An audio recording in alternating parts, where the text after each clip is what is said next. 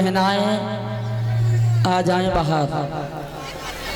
और नागेंद्र भैया आप कंस को बंधवा लीजिए, कलश को घड़ा कंस बना करके बंधवा लें। तब तक भूलिए गोविंद भगवान की।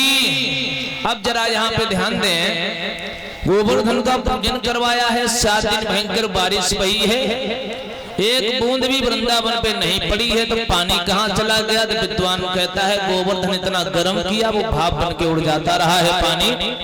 एक विद्वान ये कह रहा है एक और वह ऋषि हुए हैं जिन्होंने बरसों से प्यासे थे, तपस्या कर रहे थे, तो अंजलि लगाई तो सारा पानी पी गए। दूसरी बात, गोवर्धन का पूजन भगवान ने काय को करवाया, जरा ध्यान से सुन लें। पीछे लौटे त्रेता युग में। ये गोवर्धन महाराज द्रोणागिरी के पुत्र हैं। किनके?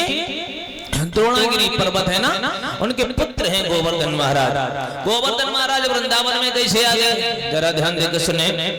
द्रोणागिरी के पास एक बार महर्षि अगस्त गए थे और कहा था तुम अपने अपने पुत्र में गोवर्धन को दे दो, हम अपने यहाँ स्थापित करेंगे जाकर के।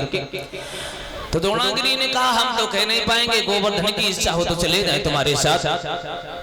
अगस्त ऋषि ने प्रार्थना की है तो गोवर्धन ने कहा है तो हमें लेकर चलना चाहते हो तो एक मेरी शर्त है। बोले शर्त क्या है? बोले शर्त ये, अगर रास्ता में तुमने हमें कहीं रख दिया तो वहां से उठेंगे नहीं, वहीं पे स्थापित हो जाएगा।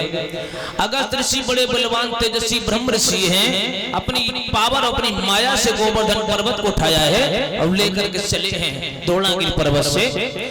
तो वृंदावन से निकलते हुए जा रहे थे अगस्त महाराज। जरा ध्यान दें, गोवर्धन महाराज को ये मालूम था कि वृंदावन में कन्हैया का अवतार होगा द्वापर युग में, और जहाँ भगवान खेलेंगे, जब भगवान का अवतार होगा तो उससे बड़ी भूमि कोई पवित्र हो नहीं सकती।